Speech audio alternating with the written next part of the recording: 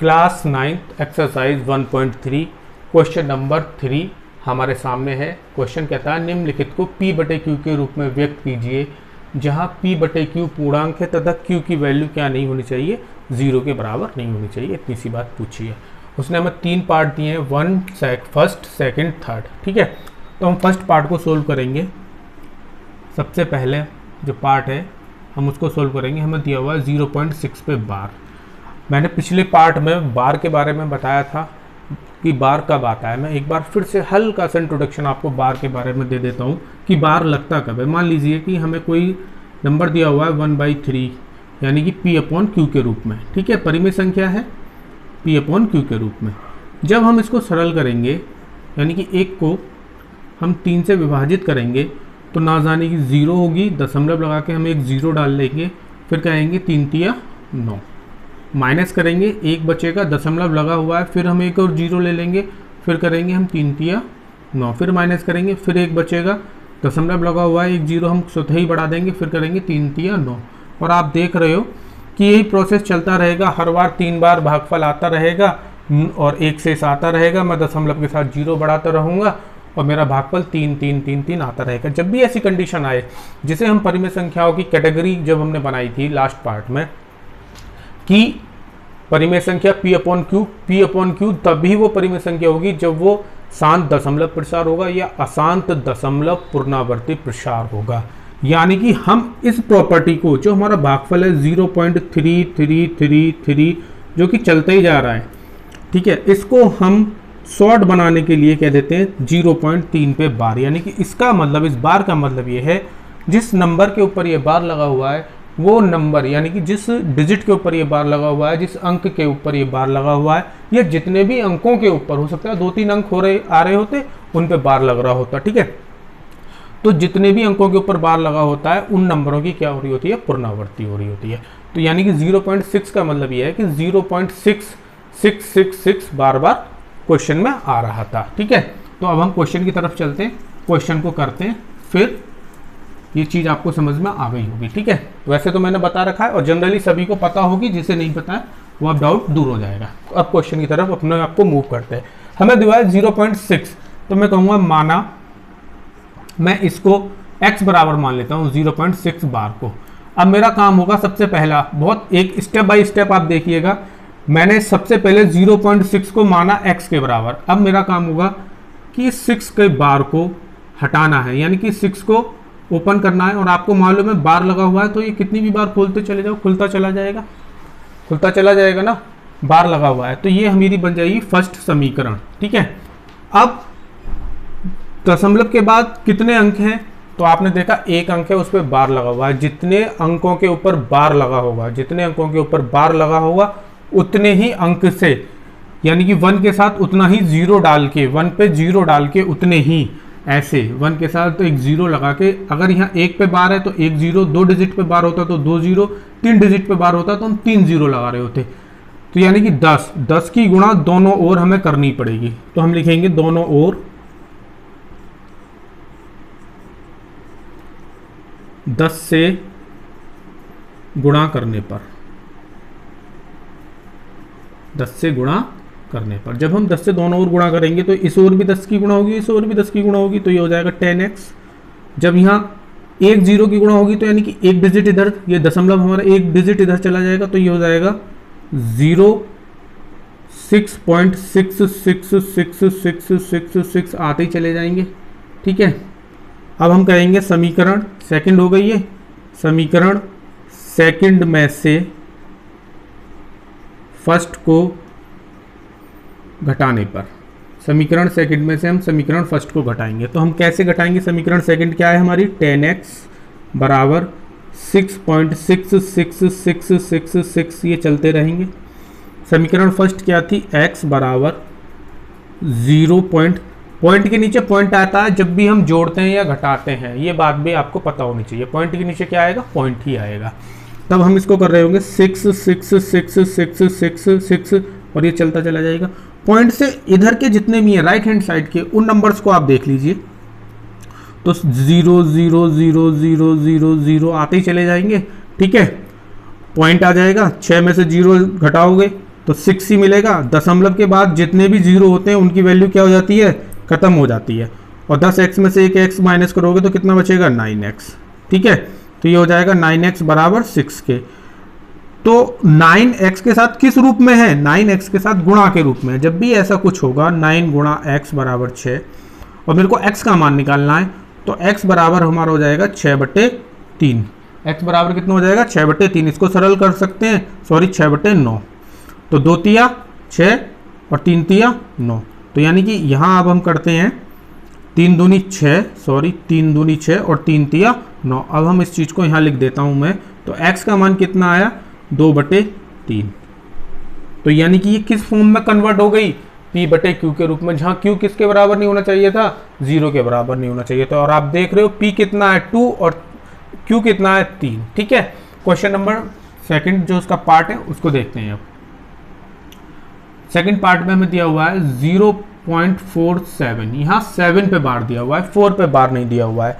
इस पे जाने से पहले मैं आपको एक दो बातें और बता दूं जो बहुत इंपॉर्टेंट है आपके लिए, कि आपको कोई भी ऐसा क्वेश्चन आ जाए जैसे कि लिखा हुआ था 0.6 पे बार, 0.6 पे बार, अगर लिखा हुआ होता 0.1 पे बार तो क्या आ रहा होता। अगर 0.1 पे बार लिखा होता तो आप कह रहे होते 1/9 आएगा।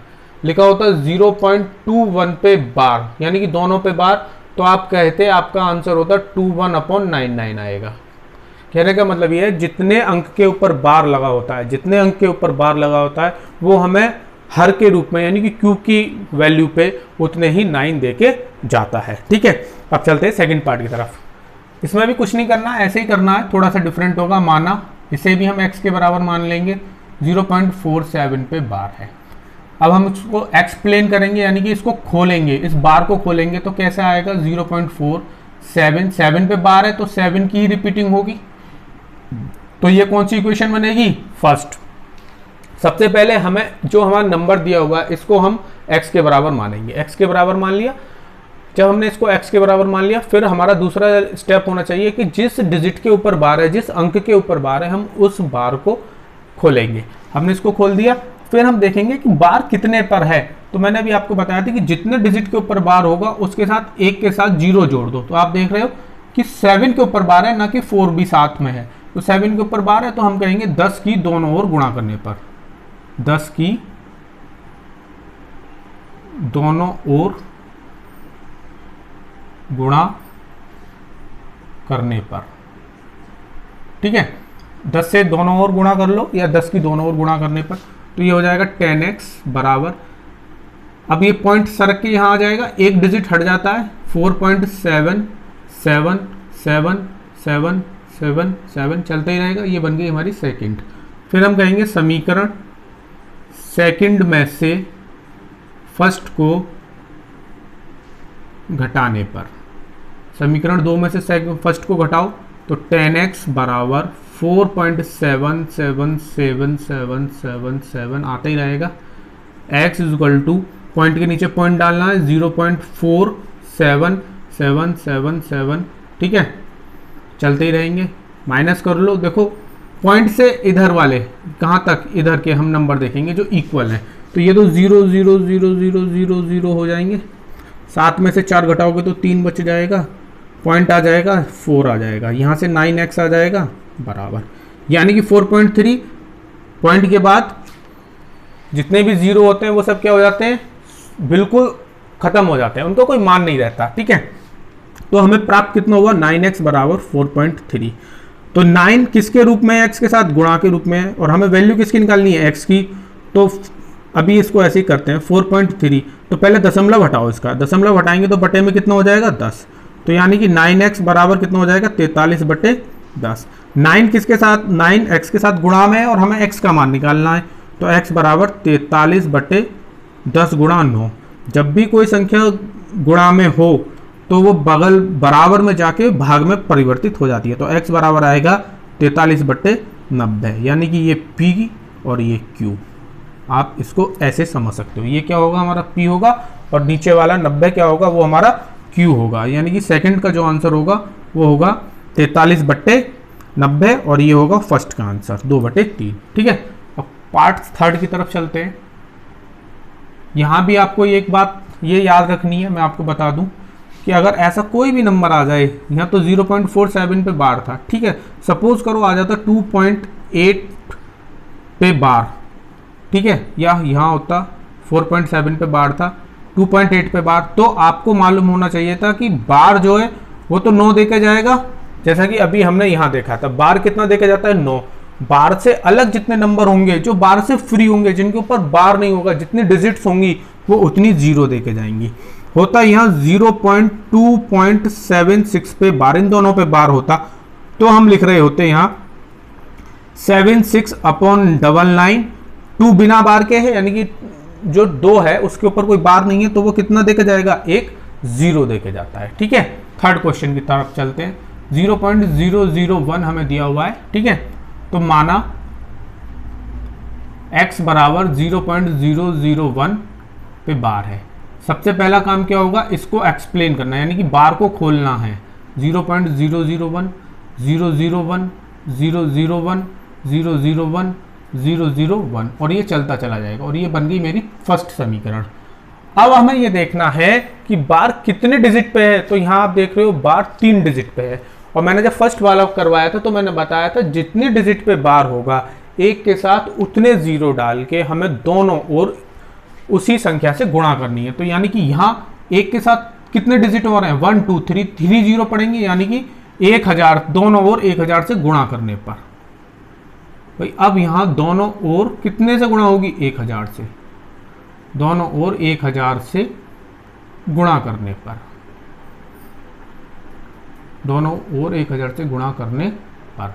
जब हम 1000 से गुणा करेंगे तो ये हो जाएगा 1000x बराबर, अब 0 3 डिजिट बाद सरक जाएगा, 3 डिजिट है तो हो जाएगा हमारा 001.001 और ये चलता रहेगा इसी प्रकार से। ये बन गई समीकरण सेकंड।